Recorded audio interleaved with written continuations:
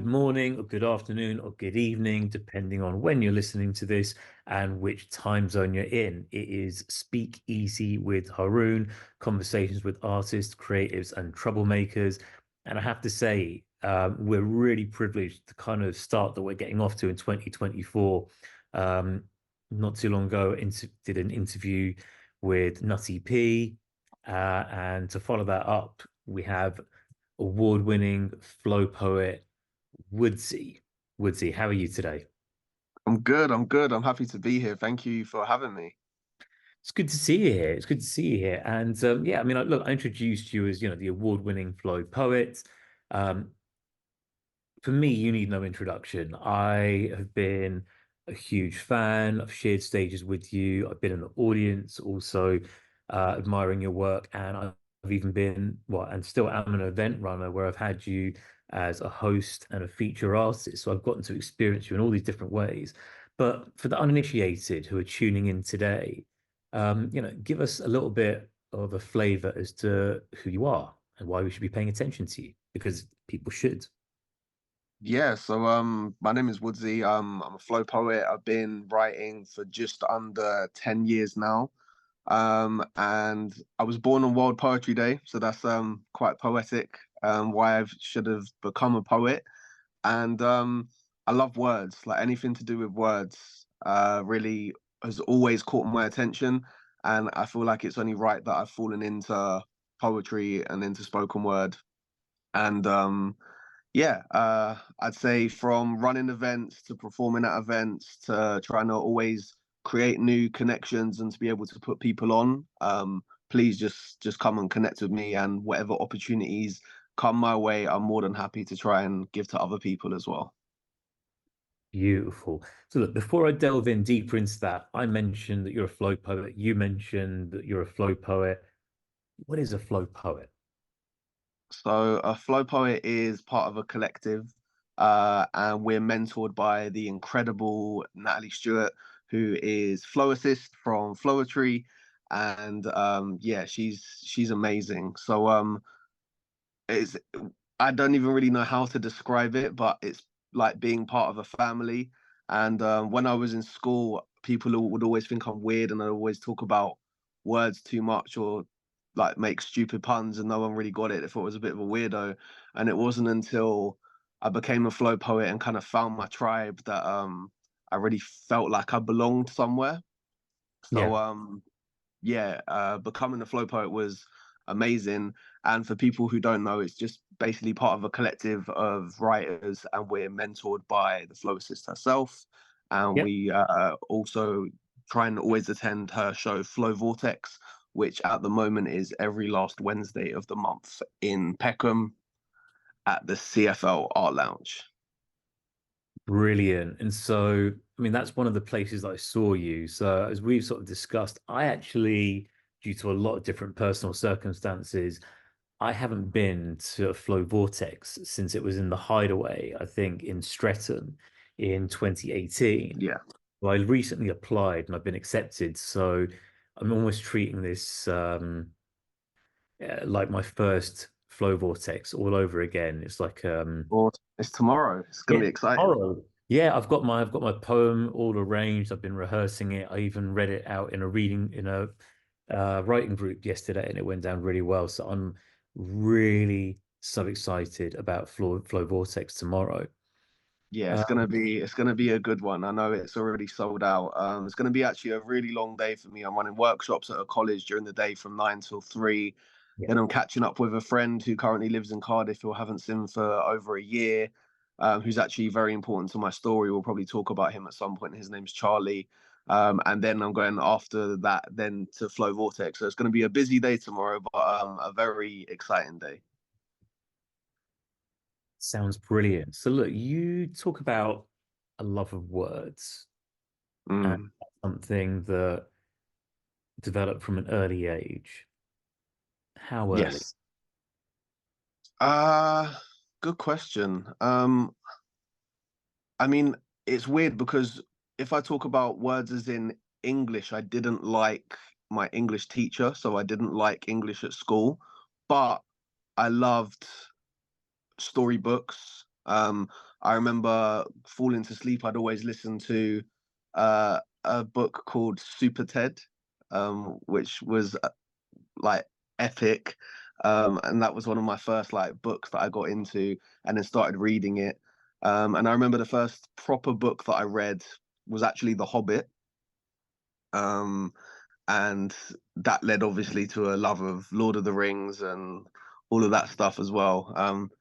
I don't like the Hobbit movies, just so you know. The book is so much better, and they should never have put it into three movies. I I tried to watch the first one. I don't think it was a struggle. Um, did Yeah, you enjoy the Lord of the Rings movies though?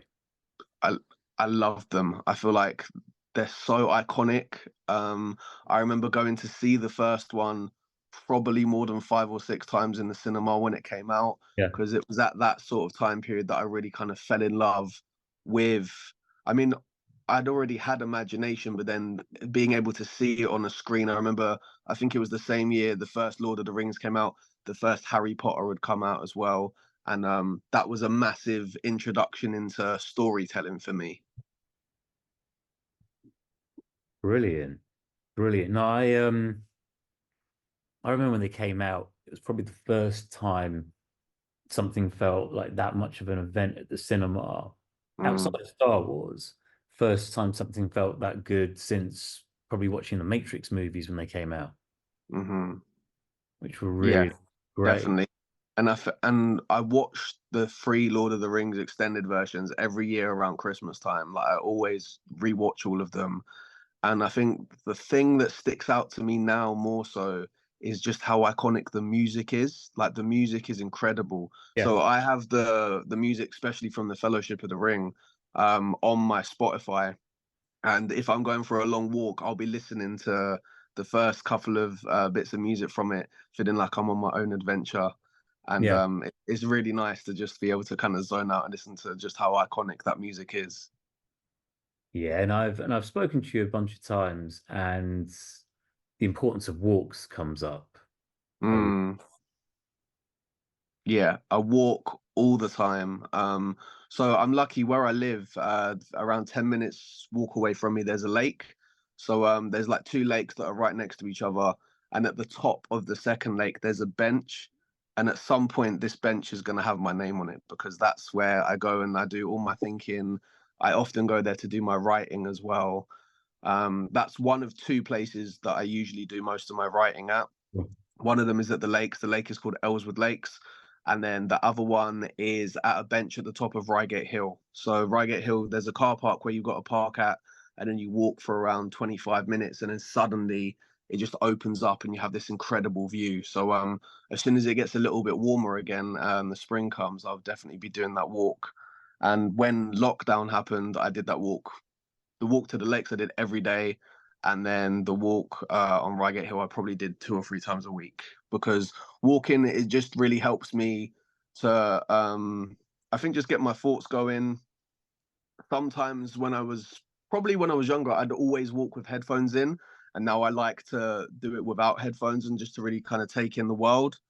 And there's sometimes occasions where I will listen to music. Like I said, I was listening to Lord of the Rings, but there's often times where I would just like to kind of take in nature, and really let my thoughts kind of just drift. Okay. You talked about the bench having your name on it one day.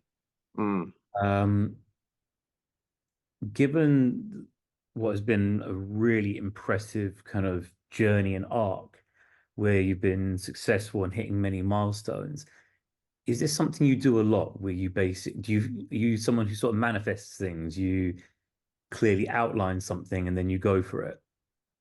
Oh, 100%. So, the biggest thing that I've done manifesting wise is there's a notes page in my phone and you can still see the date on it. It was like 2017, I think it was, or 18. I wrote SBTV warm-up session and I wrote what I was going to perform on there.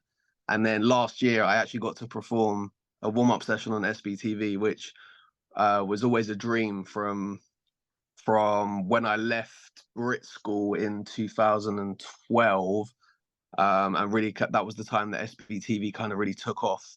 And one of my dreams was always just to be able to be on the platform. And then the fact that I wrote it down, and then when I got the email, I was like, oh my God, let me just check in my phone. And what I had, I used part of it in the actual piece, which was a really cool moment to actually do. Okay. I mean, I thought I knew more or less everything that you'd achieved. I didn't know about the SBTV warm-up session, so you'll have to hit me up with a link for that. I'm Yeah, going to of enjoy course. Yeah, I watching. did it around this time last year, actually. I did it. Yeah. Okay, brilliant. So you talk about this love of words from a very young age, but also having English teachers.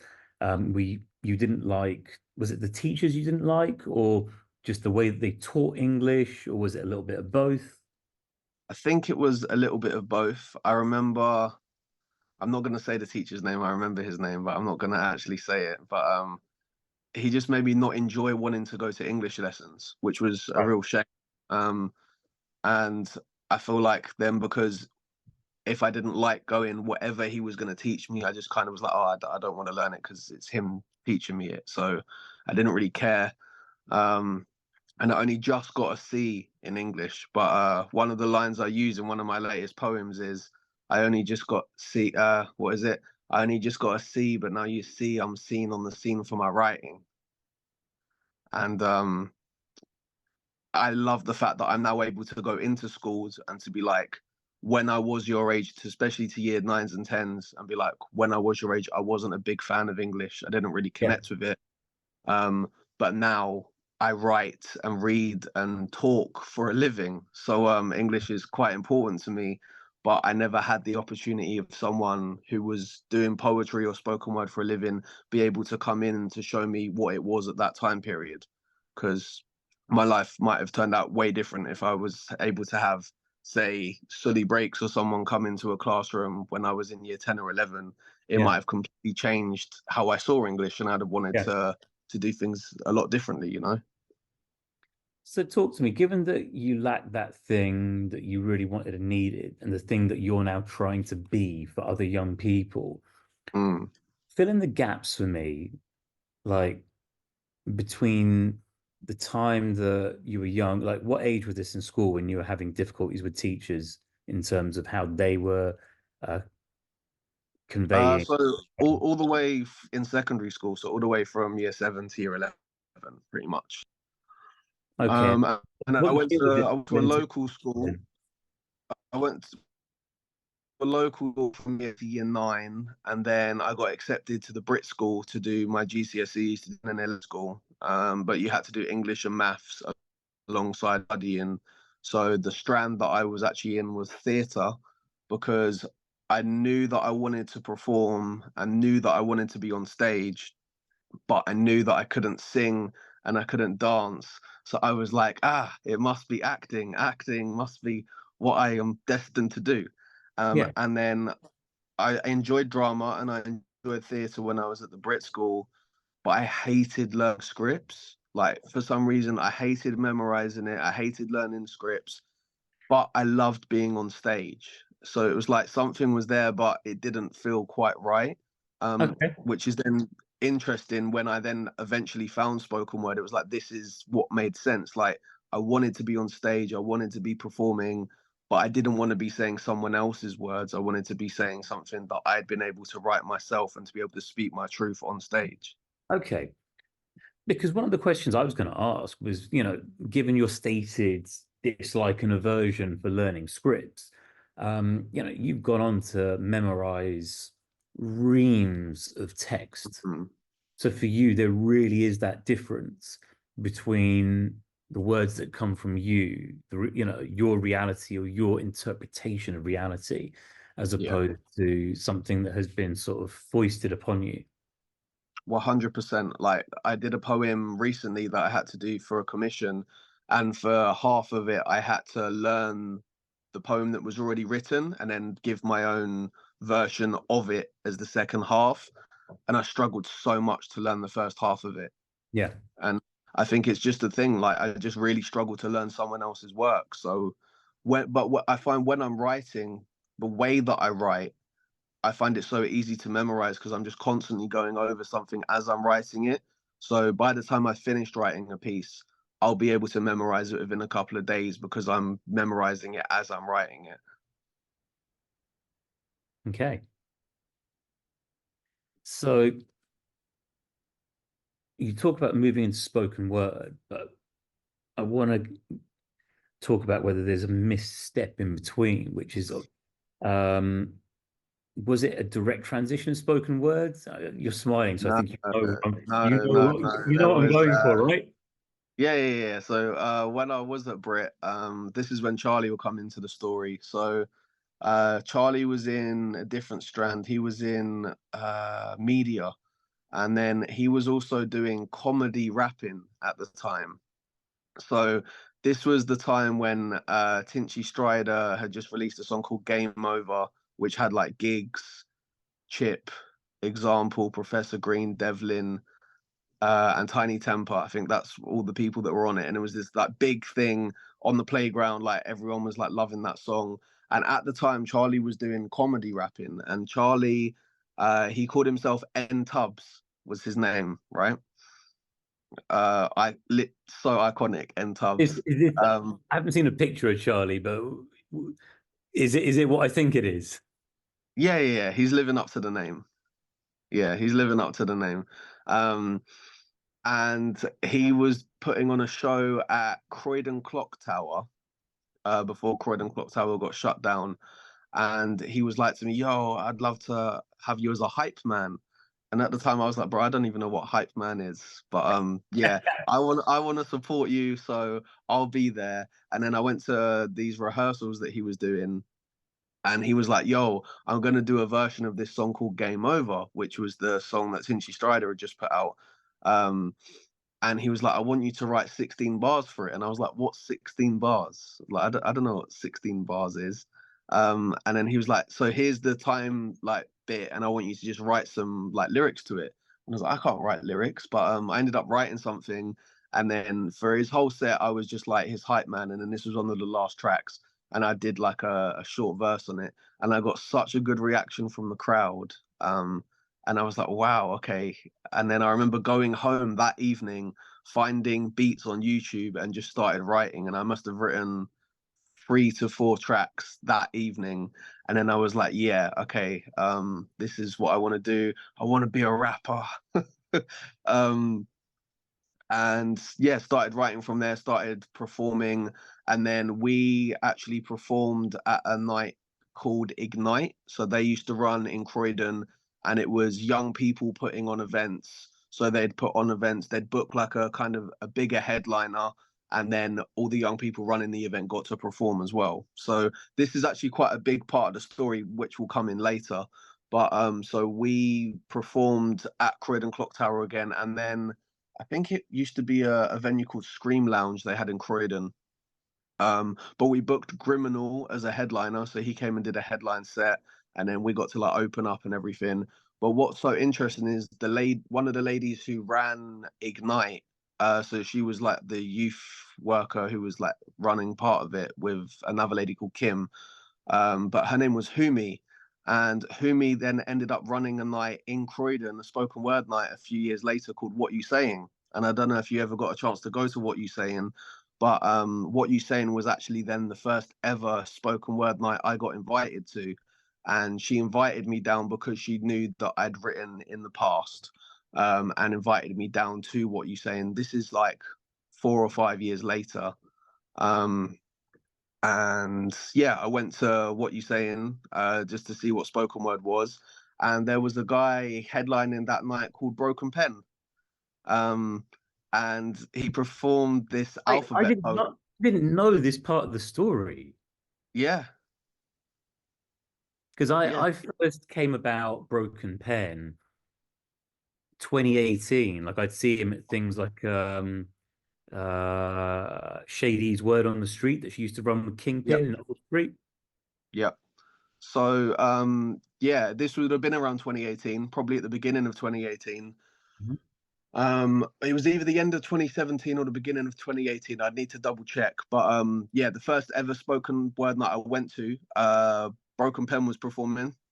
Mhm. And when I saw him perform, it was just like something clicked. And I was like, this is what I should be doing. Like the way he was delivering and the way he was performing, it was just like, wow, there's actually a space where you can come and do this. I was like, that's crazy because it was just something that I'd always wanted to be able to try and do. Like I remember watching Sully Breaks when I was in a classroom in year 11, thinking it was incredible, but thinking there's no place to go and perform it. So when I saw Broken Pen perform, I was like, wow, like I have to speak to him afterwards. And he was there with another guy called Samuel King. So I spoke to both of them, and then I think it was on a Tuesday, because then there was another event happening on the Friday that was still in Croydon, and they invited me to that. And at that event, I met Miss Yankee, I met Nate the lyricist, and I met a bunch of other people. And then they told me, oh, next week you should come to this event that's happening called Flow Vortex. And what year was this? This was 2018. All right, so that's when we crossed paths then. Yeah, and then Miss Yankee also told me, she was like, "Oh, and there's this other night you should go to in Camden called Chocolate Poetry Club." Yeah, yeah. And Chocolate Chocolate Poetry Poetry Club. Club is a big part of my story because it's the first time I won a poetry open mic, Yeah. which was epic because the way Chocolate Poetry Club used to run, if people don't know, the first half of it, people could enter, and then during the interval, people would vote for who their favorite was, and then that person could come and feature as the next month.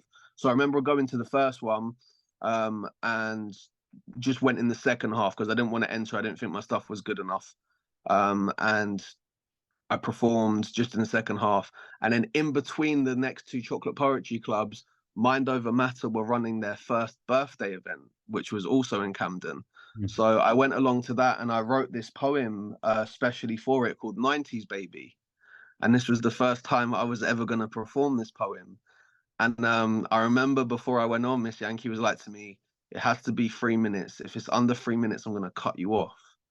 I said, okay.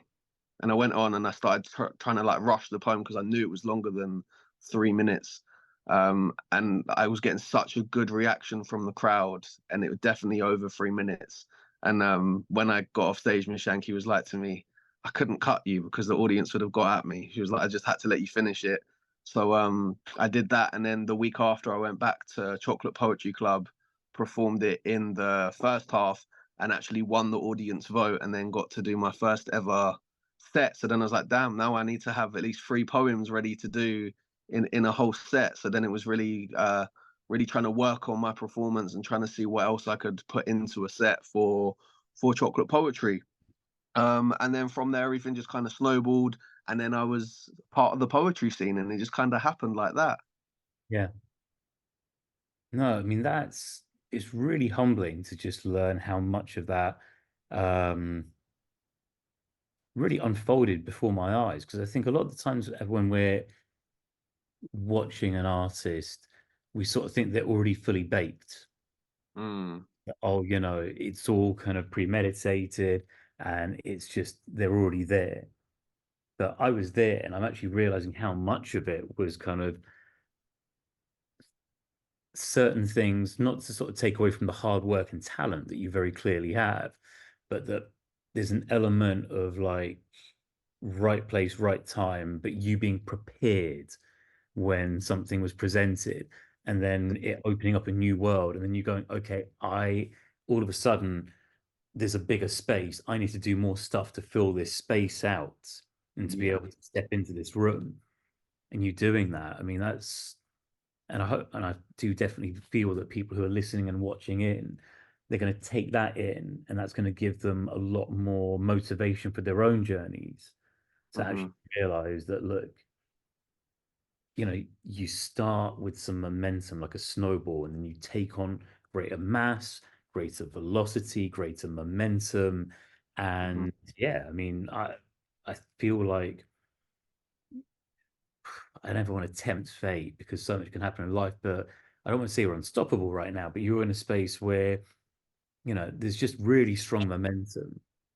And, I think the fact that you're always looking to connect other people with opportunities and you come from what I think is the genuine place of what art and an artist is, which is the act of generosity.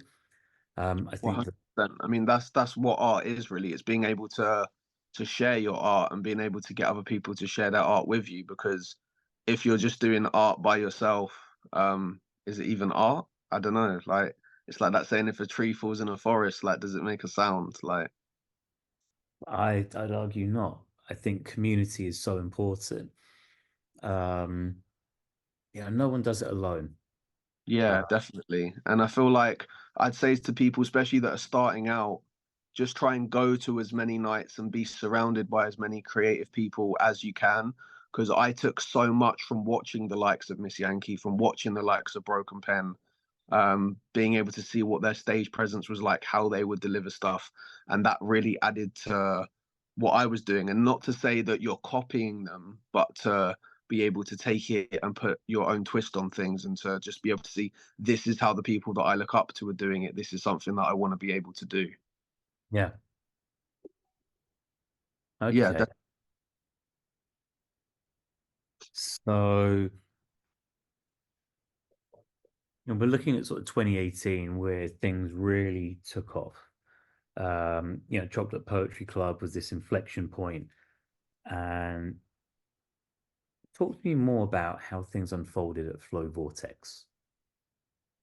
Because I uh, think I think that's also been like another, like to me, mhm. both having been there and witnessed it, and just the way that you told the story right now, chocolate poetry, like you have this sort of trajectory, right?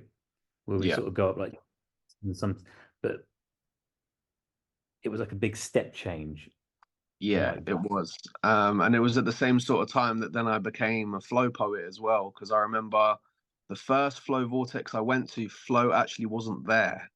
Mhm. Which was strange. This was still at the Hideaway, but I Am Shahid was the host that evening because Flo wasn't there.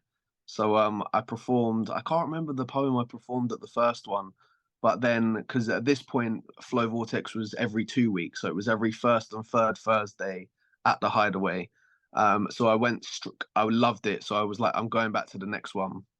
So I went to the next one, and Penn introduced me to Flo, so I got to meet Flo, and she's just got such a presence about her, and it's like, yeah, you just feel at home as soon as you walk through the door.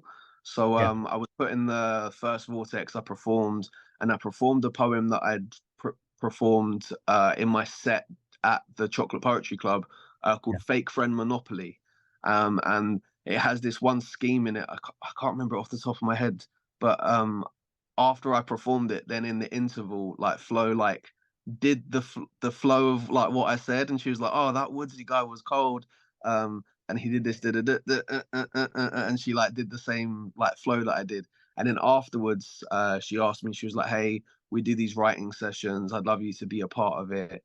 And then asked me to come down and to write with all of the flow poets. So I was then offered the opportunity to go and do that. Went down to Hastings at the time, and we all sat in a living room and wrote together. And then Flo cooked us all dinner, and it was life changing. Like to be in a circle with so many incredible poets, the likes of Broken Pen, Samuel King, Miss Yankee, YA. Um, who we have to have a whole segment about YA, by the way. She's my best friend in poetry and probably out of poetry. We have to have a I, whole segment dedicated to YA. well, no, we're going to go there, and I think I would love to have her on the show, but I'd also love to do an episode with just the two of you, just sort of chatting, because one of the things that That would be the most childish episode you ever have. that's Like, fine. I'm here for it. I look, this show is an accepting and broad church for all mhm. kinds of different energies, as long as it's love. Because Yeah, one of the things that I've always noted, whether I'm seeing you guys online, stuff that's documented, or whether I just see you guys in person, um, I can't help but smile because I just feel there is so much love between the two of you. Uh, mhm. and it's just nice to sort of see that. So we'll get to that in a minute. But yeah, just broadly talk about the different people, Yeah. the, So, and then Nate the lyricist. There was who else was there? well, you've seen Nate do the Jollof poem. Yeah, yeah, yeah. Nate did the Jollof. The This first time one I ever met where Nate, he did the Jollof poem. So good. Was that? The first time I ever saw Nate perform, he did the Jollof poem. That was Did my he, introduction into Nate the lyricist. did he do it with the Tupperware and the plastic Yeah, spoon? yeah, I remember seeing that and I was like, you're not like other people. You're not like other poets. I'm paying attention now. yeah, yeah, yeah. Not me. Uh, so yeah, people like Nate, Solomon the Wizard, obviously. Yeah. And then there's Sophia Renee, who's not on the scene as much as she was back then.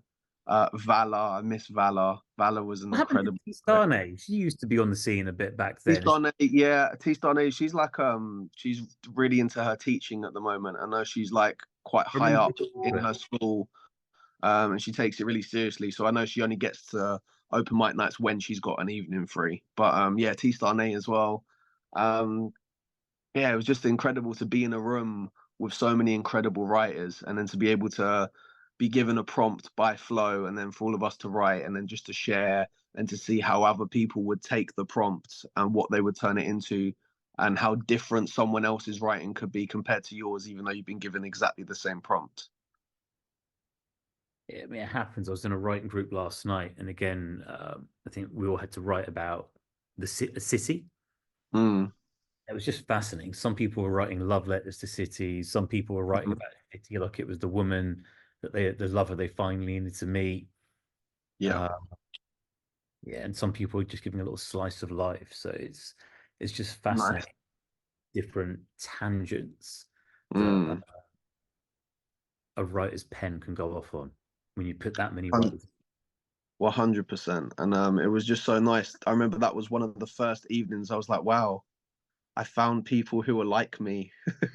So let's build on community then, because you say people, you met people like you, and I think this is something I sort of relate to, and that I've definitely, I mean, I've always felt like an outsider. Like sometimes I Mhm. felt it was due to my race or cultural background. Sometimes just because I think I care about creative stuff and daydreaming, which other people don't. I'm sure you can relate. And then Yeah, within that, during the pandemic, I sort of got diagnosed with autism and ADHD, and those yeah, things quickly made me sort of realize, okay, it's not me. It's just, yeah.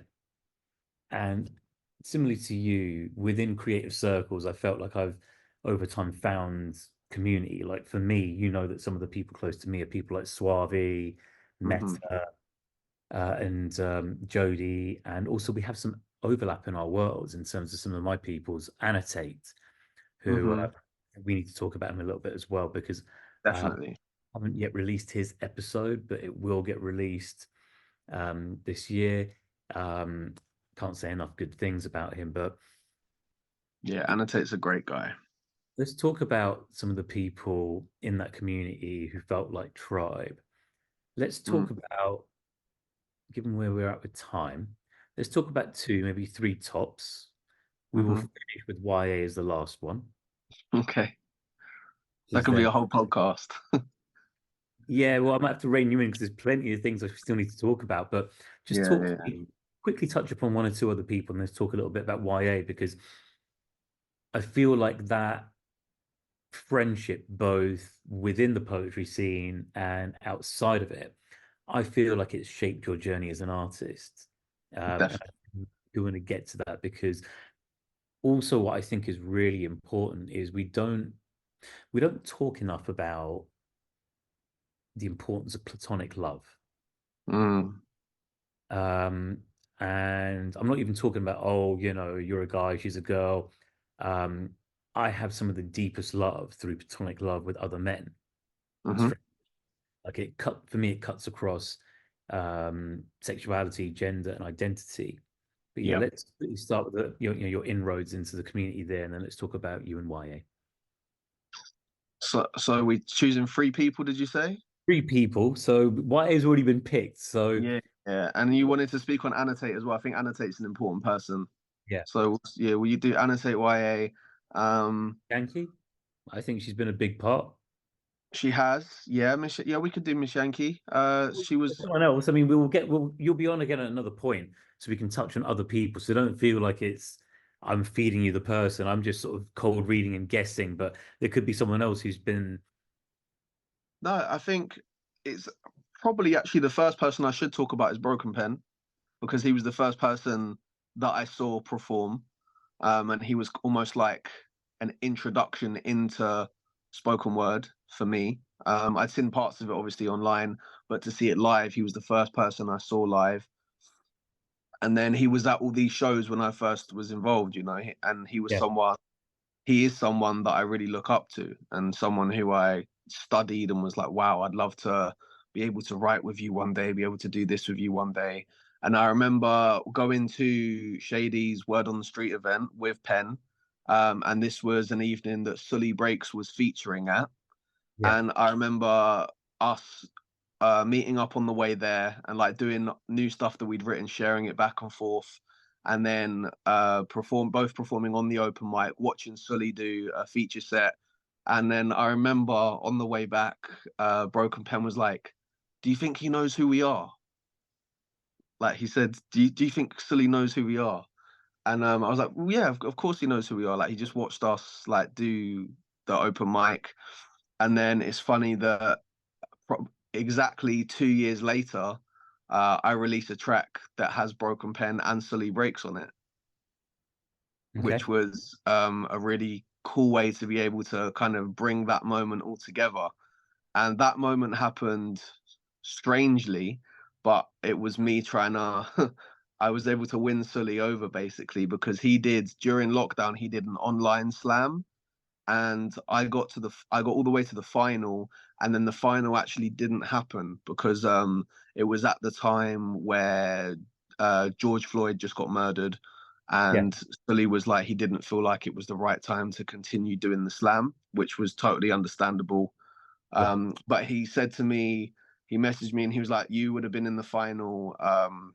So I can either get you a slot on radio or I can give you these brand new headphones that have just come out as one of the prizes."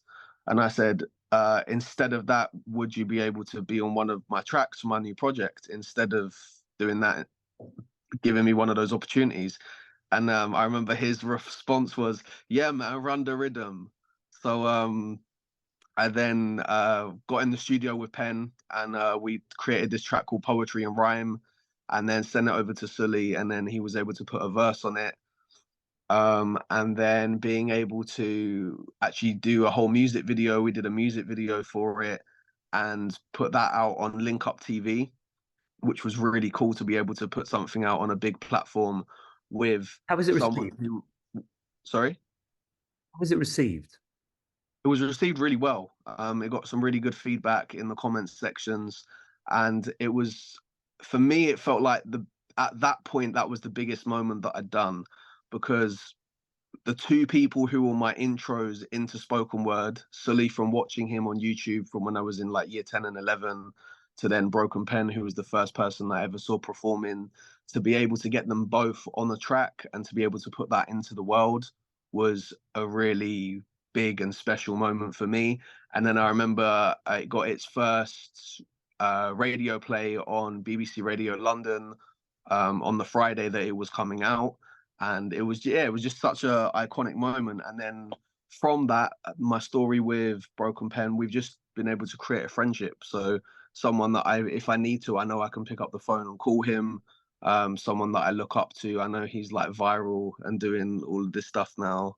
So yes, it's that's definitely someone who's been a pivotal part of my journey. Perfect. Okay, so broken pen. Annotate. Yeah, Annotate is probably the first person that I gained a real friendship with where I felt like I could chill with him outside of a poetry event. Like there's certain people that you'll go to a poetry event and you see them and it's a great time and you're like, yeah, I'll see you at the next event, but you're not going to meet up outside of that. It's kind of like work colleagues almost, but it's not. And Annotate was someone who I had a lot in common with. We both like anime, we both like manga. The way that he writes is incredible, and I think it's very underrated by people, and it goes over a lot of people's heads. So yeah, it was really cool to just be able to get to know Annotate. We'd end up sharing stuff that we were gonna perform at the next Flow Vortex together. At one point, we were trying to write a poem that we were going to do together that was almost going to be like a back and forth, but we never got around to doing that. Maybe that's something we can get back and do in the future. And yeah, Anate is just a really nice guy. Someone who I could have a conversation with probably about anything, and someone who I just really enjoyed his company. And then he started his podcast. I was able to go on his podcast and be a guest for a couple of episodes. Um, and yeah, he showed me a lot of love when I was in that period of just starting. So he was running an event called Just Rhyme and booked me as a headliner at Just Rhyme 4.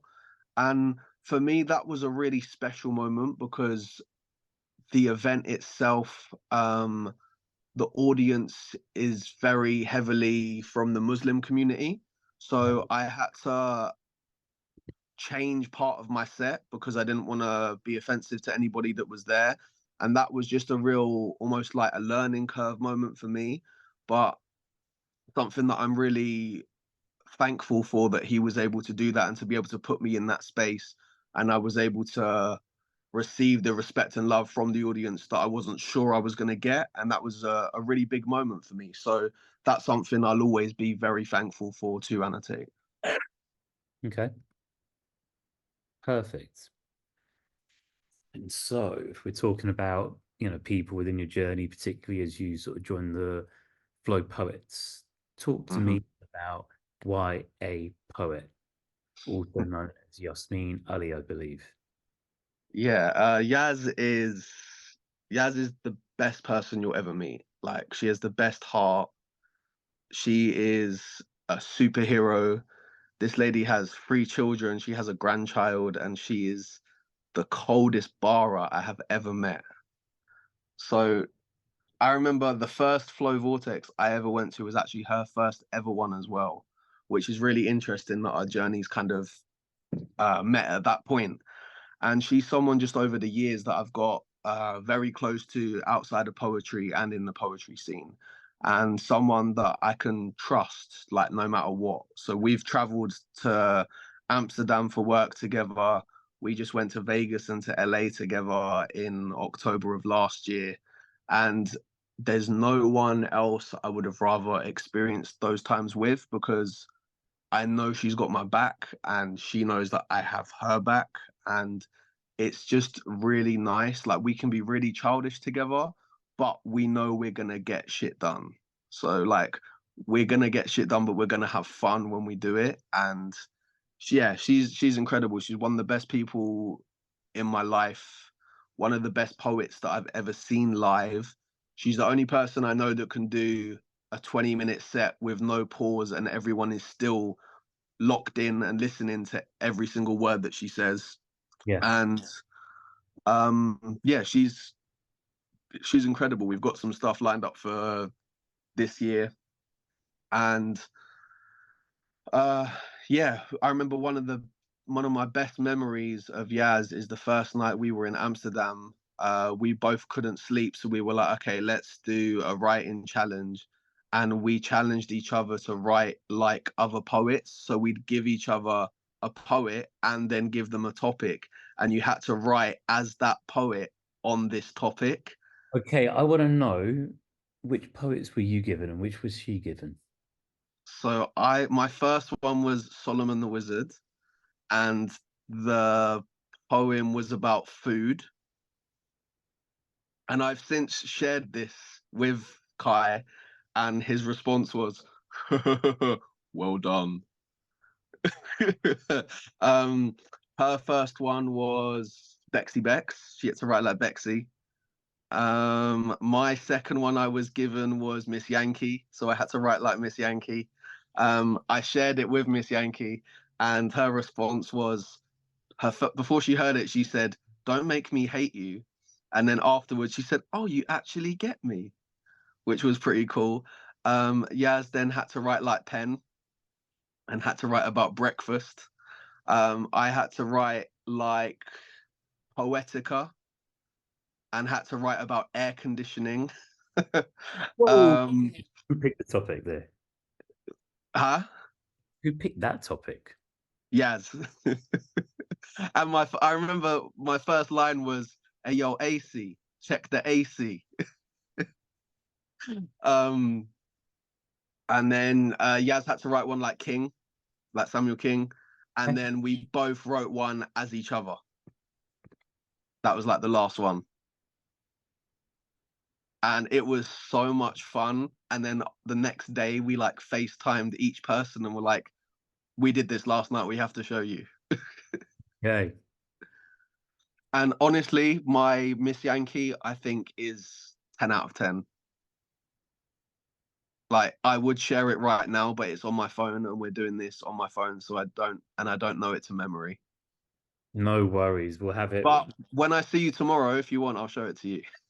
Please, please do. But I'd love to get it documented here the next time we have you on. Yeah, yeah, that's fine. I'll be able to. Maybe we do when if you get me and Yaz on, maybe we can do all of those little rights that we did. Already got an idea for another episode. That's brilliant. Look, there's so many things to talk about in your journey. I think some of them I'm going to save for a follow-up episode. Yeah. And where we're at in the year, um, I mean, where does the time go? It's the 30th of January. Tomorrow's the 31st. It's Flow Vortex. What date is International Poetry Day again, please, Woodsy? So, well, the book's coming out on World Poetry Day. I can't remember Yeah, when that's World International Poetry Poetry Day. because I know they're two different dates. I can't remember the exact date of International Poetry Day, but World Poetry Day is That's what the I meant. 21st Sorry. of March. Sorry? Shit. I mean, that's what I meant. World Yeah, yeah, Poetry yeah. 2024. So 21st of March. Yes, And that is when your debut book comes out. it is.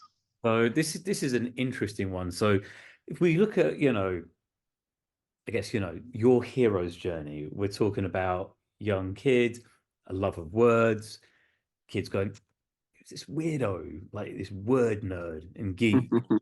Yeah. Teachers not necessarily creating the right environment for that to sort of thrive, something I can relate to. I loved Hmm. English. But the teachers didn't necessarily share my love, that love of me in their class. And then, you move into sort of getting into Brit school and then, rapping and words and then music, even though you went on a drama track. Um, Yes. and then into spoken word, where, it is about standing up and holding court, something that you do really well. Um, you're one of the gold standards in the scene here in the UK, and you've been able to sort of go and shell it in places like the US where they are not slouches when it comes to. So Hmm. I do think there's so much for us to learn from their stage game. Oh, definitely. Like, so when I've been to a couple of Voices and Powers over there, I've been just completely blown away by the quality of open micers that perform and just it's different to the UK. I wouldn't say it's better. It's just a different way of delivering. So for me, two people from the US who've come here who have utterly impressed me, and I think one of them I'm hoping to get on in the next few weeks. Mm, And actually their stories intertwine because they're friends. So Priscilla, aka Rise Felicia, yes, she's and incredible. Guy Kelton Jones. Yeah, yeah, yeah, yeah. Both of them, the way they deliver. And I always remember Rise Felicia opening like before she even got to the stage. She'd be walking to the stage. She'd be like, "When God spoke."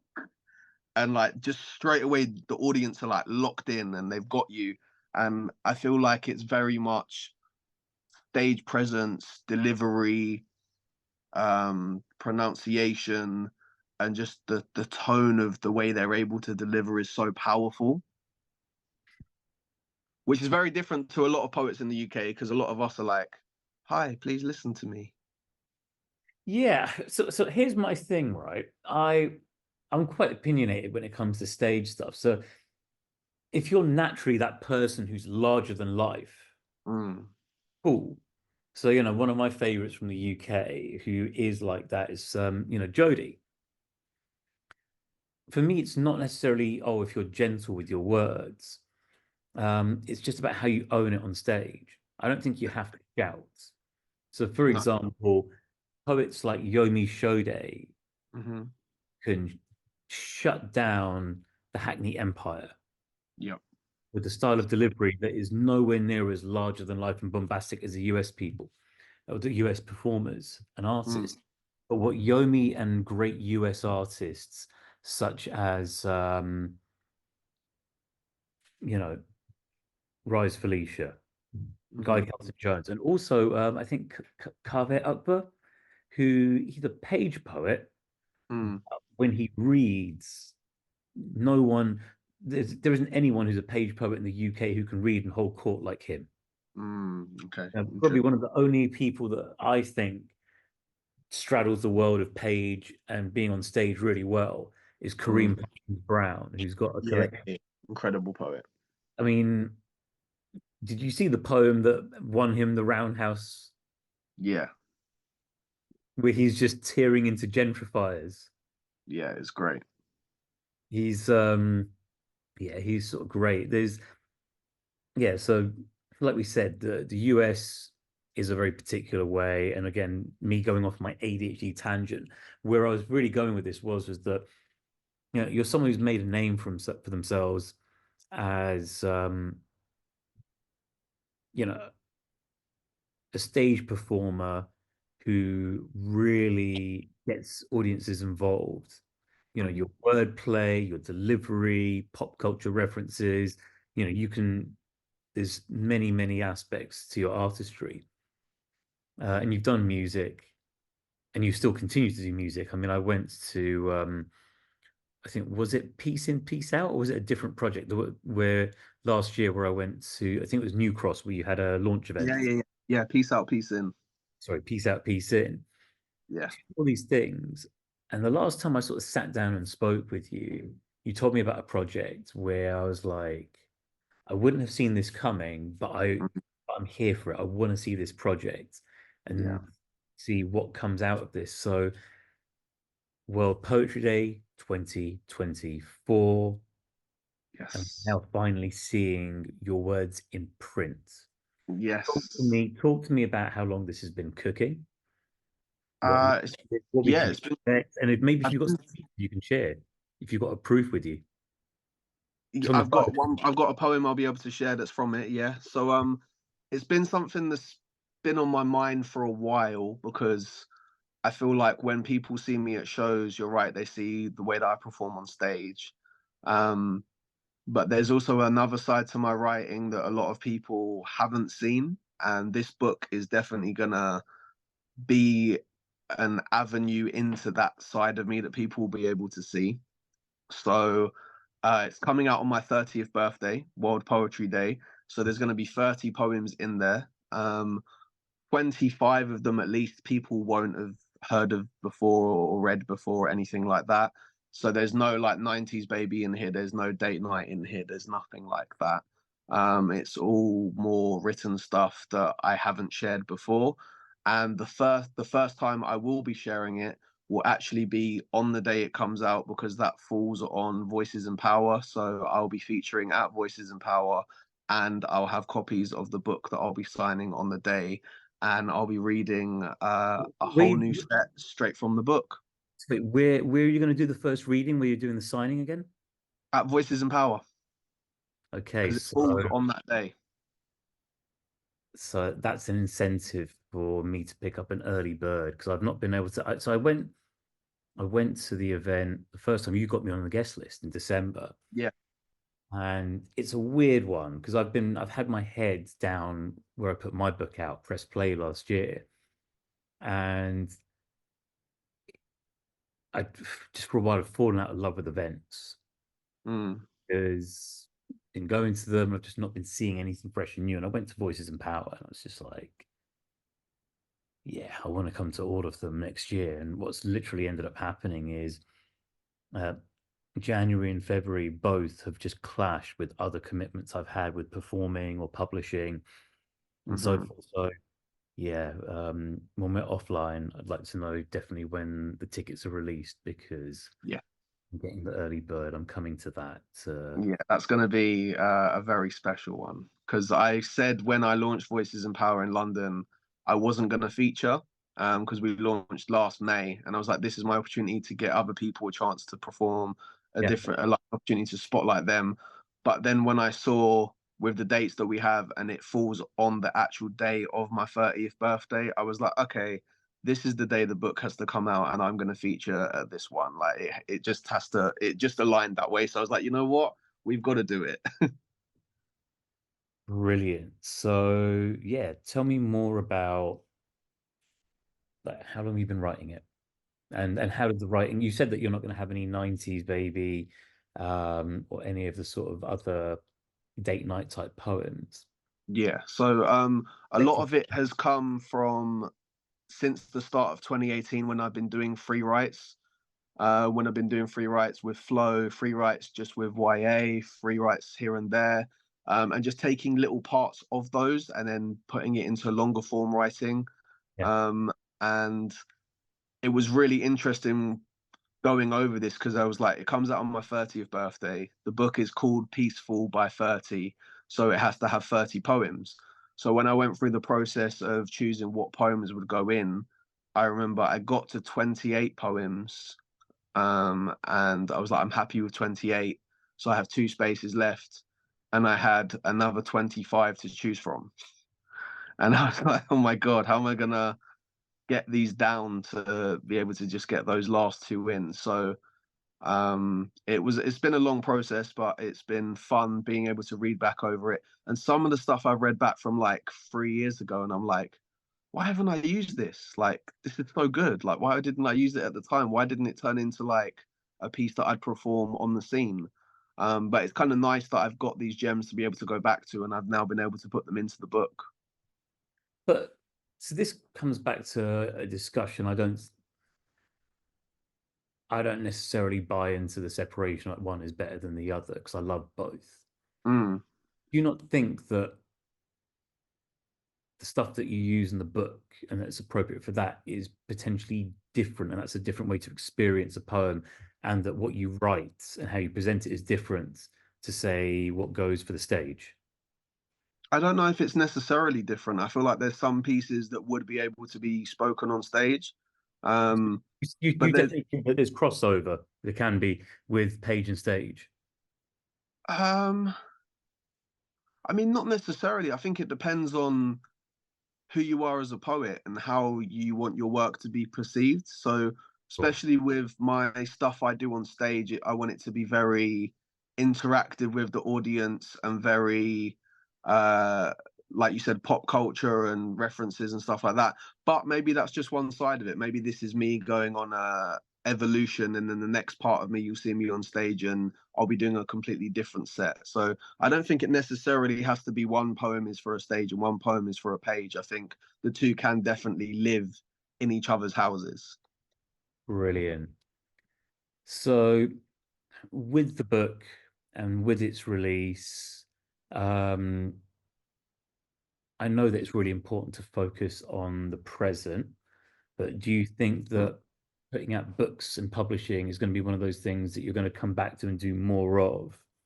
Or is I this just, think so, and I wasn't sure I would do another one, but while I was writing this one, I have the best name ever for a book, and I was like, I'm so upset I already have the name for this one. So it just means I now have to write another one just so I can use the title for the next one. And I was like, as soon as I thought of the name, I was like, oh my God, I have to Google it and see if someone else has, and no one's used it. So I'm praying that by the time I release the second one, like I'm gonna have to copyright the name soon.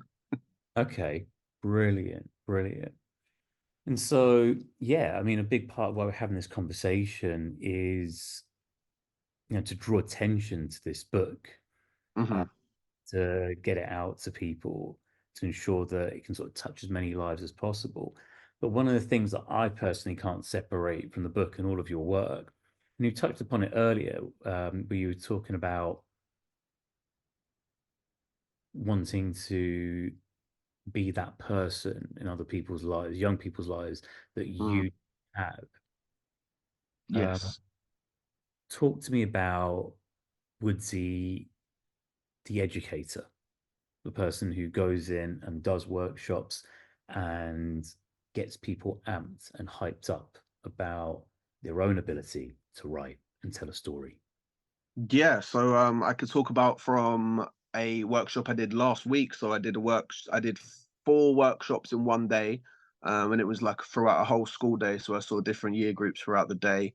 And at the moment, I'm going into schools and doing a 1 hour session, and the session is an intro into spoken word and poetry. And then I'll go into it's either into a classroom or either into a hall where all the students are gathered. And one of the first things that I'll say to everyone is, please put your hands up if you like poetry. Mm-hmm. And you get 1 or 2 hands, people pulling some funny faces. And then I'm like, put your hands up if you think it's in the middle, if you think it's so, you get a few more. And then you're like, and put your hands up if you don't like it. And then you get 1 or 2. And I'm like, it's okay if you don't like it. Like, this is a safe space. You can say whatever you want. Um, and then we go into the session. I talk a little bit about my journey, how I my poetry's been able to take me to Wembley Arena, how it's taken me to being on a BAFTA winning TV show, to being able to travel to various places all over the world, and how poetry and words can really change your life and how they've changed mine. And then after I've done a little talk on the insight into about my journey, I get everyone to do a free write. So I think free writing is so important. And I first asked the students, before I've done that part, after I've asked if they like poetry, I ask if they like rap music, and then more than half the room put their hands up. And then I get people to say, right, you know what rap stands for, right? And I get them to take guesses. It stands for rhythm assisted poetry. So by the time we get there, I'm like, and then a lot of your favorite rappers will have started off by writing poetry, and lyrics are basically just poetry. If someone asks me who my favorite poet is, I'm likely to say it's probably Dave, because to me, Dave is such an incredible lyricist or wordsmith. He's basically a poet. But anyway, after that, we go in to do a free write. So I tell everyone what a free write is, and I tell them I just want them to write for just 2 minutes, and I want to see how many words you can get on the bit of paper. Doesn't have to make sense, just to empty your brain, just to get your brain working. So we'll do like a 2 minute free write. After that, I get them to share how they found it, if they found it difficult, what they didn't like about it, and then just why the more you free write, the easier it can get. And it's just about being able to stop that voice in your head saying, I don't know what to write. And I say to everyone, if you don't know what to write, you write down on the paper, I don't know what to write, and keep writing that until something else comes out of your head, because something is gonna come out. And think about, why don't you know what to write, and just try and be able to expand upon that. And then after that, I set them a main task. So at the moment, the main task we're doing this year is, what can I do more in 2024? So students are talking about, so we'll have like a group discussion about what they enjoyed from last year. How can we make this year better than last year? And then it's just about them being able to turn that into poems. So they can either do it in groups or they can do it by themselves. It usually depends on the size of the class and how people are feeling at the time. And then I'll go around and help them with their poems. And by the end of the session, we'll choose like a little section that every group or person will come and share to the front. And then I end the sessions by doing a little bit of a performance and just trying to convince people that writing is cool and it's not something that you should just do in school. It's something that the more you do and the more friendly you become with your pen, the easier your life is going to be. Brilliant, brilliant. So you're going in here and you're making writing and poetry accessible, which I think is really, really important. Um, I do believe in things like grammar and all the things that we teach in school. But given just the way that school operates, there doesn't Mm-hmm. always enough room for those other elements that make things come alive. And like when I teach workshops, the free write is my favorite weapon of choice as well. Yeah. Because a lot of the time you get young kids saying, I can't write. Mm-hmm. Just put something down. Yeah, and when they say that, I say, okay, I want you to write. I can't write, and then be like, and what you would say to me as your answer is, why can't you write? I want you to write that down as well, and Yeah. then you've actually written something. So don't say you can't write because you've just written. But also what I find astonishing in these workshops, Woodzy, is some of the kids who say, oh, I can't write, when they write and they share it, Mm-hmm. and then you see the reaction of their peer group. Yeah. which is like, whoa, and they gas them up. It changes the it changes the temperature of the room. 100%. That's a great saying. It definitely changes the temperature of the room. And I keep saying that we're going to end on this and end on this. Um, there's one last thing that I cannot leave alone if I'm going to talk about this because you're very much acting as a mentor in these young people's lives. Hmm. Talk about mentorship. It it should be against the law for me to end this podcast without touching upon your mentor. You know, Mm. I mean, which one? There's a few. okay, so the one I want to talk about is is the earliest one, the one who taught you how to write an email. Fusion. Well, he taught you so many things. Yeah, Uh, he did. He taught me Fusion taught me a lot, and Fusion's been in my life for more than 10 years, which is crazy. So he was my teacher in college. So this was just after I left Brit school, and I found a course that was doing events management, and I was like, oh, this sounds interesting. And went to an open day, met Fusion, and I was like, yeah, I'm sold. Like, this is someone I want to be in their classroom. This is someone I want to be around and to be able to learn from. Someone who's been in the industry, someone who's then ended up for me having such a big impact in my life. He taught me how to write good emails, which has led me to getting so many good opportunities.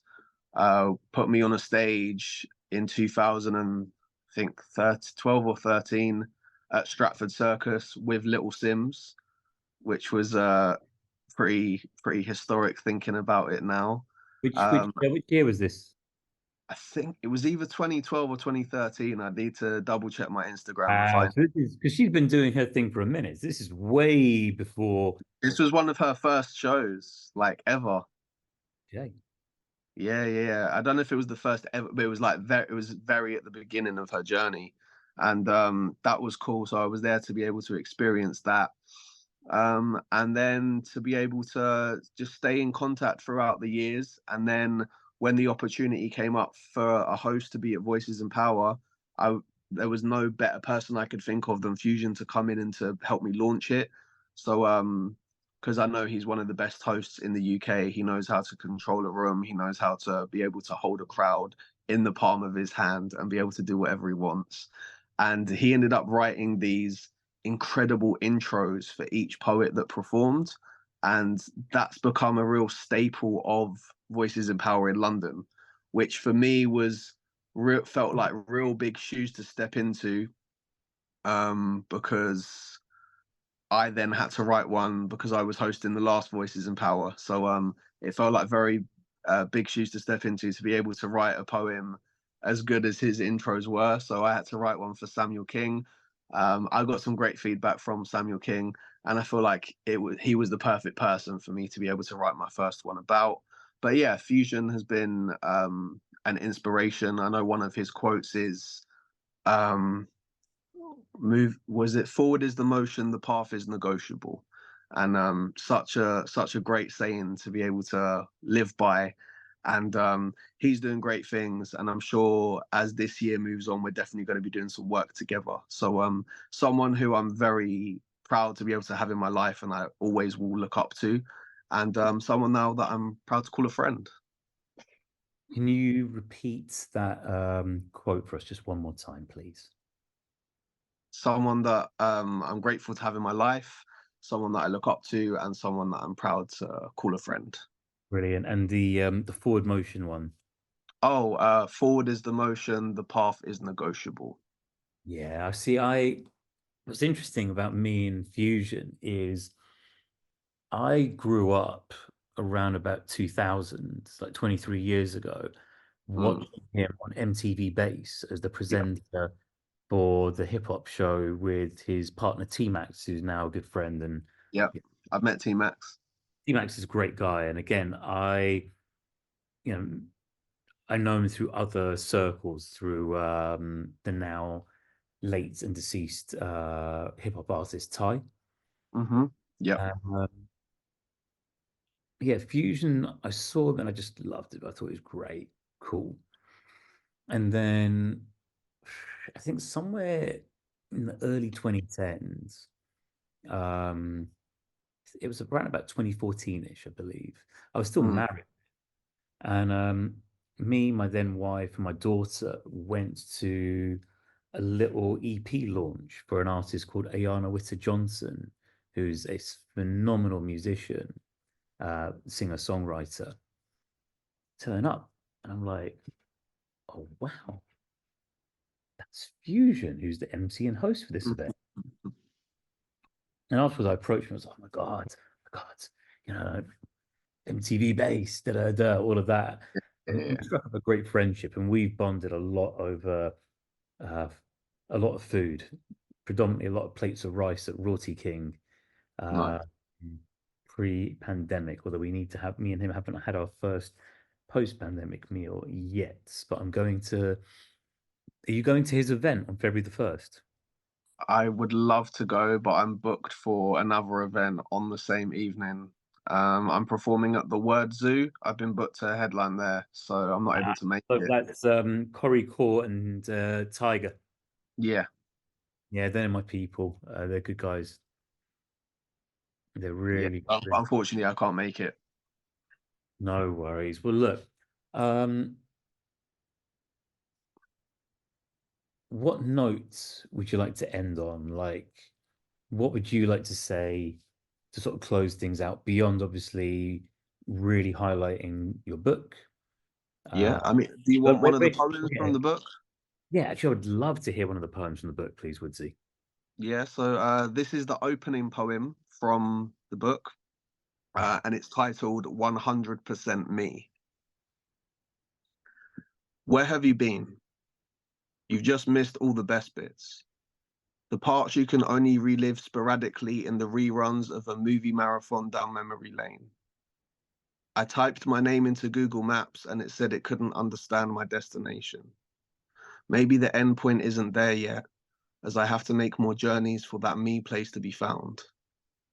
The sound of the sea reminds me of my childhood, memories of my grandfather. I was only in his life for a few scenes. I'd love to be able to put a projector on and see life as he'd seen. The best movies always have the perfect cast members. People always ask me, who would play you in your movie? Why would you want someone else to play your character? Would you go to your boss and ask who in here should play you as manager? I've lived a lot of my life vicariously through compute. uh, I've lived a lot of my life vicariously through characters in computer games, from dragons to plumbers. But my favorite games have always involved collecting things, whether it be coins, monsters, or gems. I'd always have to find them all. To be here for the rest of my life, I need to find what's been missing. I've been missing me and don't want to be missing out until others are missing me. The missing piece is probably myself. I just need to find the hidden passage or the right cheat codes to bring myself in. Until then, it's up twice, down three times, circle back to the X. Don't take that L2. Press start. Time to 100% me. Thank you. Beautiful. No, it got me very, very emotional. And it just hit some different things for me. Um, Different to what I've heard from you on stage. So I'm very excited for the book. Um, if you can let people know where they can find you in general, but in particular, where can they pick up the book? Where is the place that they need to jump onto on March 21st if they can't come to Voices in Power? Yeah. Um, where can they go digitally, online, virtually, so that they can make your launch an absolute success, which is what we all want to do. Well, by then my website will have launched as well. So the best place to do it will be from my website. We don't have the exact details of what the login is. It's Woodzy something, but we're not sure exactly what it is yet. We're still trying to confirm that up Okay, at the so moment. let us know what are your Instagram details so that people can log on there. Because I'm sure that when it launches there, Yeah, the you'll have a link will pinned be in my post. the link will be in my bio there. You'll be able to get it from there. So that's just Woodzy Gram on Instagram, which is WOODZYGRAM. And all my social media platforms is Woodzy something. So, for example, on Twitter, it's Woodzy Tweets. I know it's now X, so it doesn't really make much sense. Um, on TikTok, it's Woodzy Poet. Just type Woodzy, and I should hopefully be the first name that will come up, and you'll be able to find all of my stuff. It'll be available on websites, and it looks like it's going to be available in a few bookstores as well. So that's going to be pretty cool. Brilliant. And look, I'm Haroon. You can find me on Instagram and Twitter at Haroon Create, HAROON Create. And obviously, this podcast, Speak Easy, you can find on Instagram at Speak Easy with Haroon. That's HAROON. It's all one word. And of course, my debut book, also Press Play, you can find it on Haroon Creates and on Big White Shed's website. That's the publisher. But Woodzy, it's been incredible having you on. I've had many conversations with you now, and this is it's one of my favorite ones that I've had with you. And I Yep. felt like I've definitely in a different way. And really, my hope and desire more than that, beyond my own sort of selfishness, is that other people are getting to will get to sort of connect with you and see another side to you with today's conversation. Yeah, man. So I want to thank you just for your openness and your generosity. Of course. Thank you You for the will opportunity.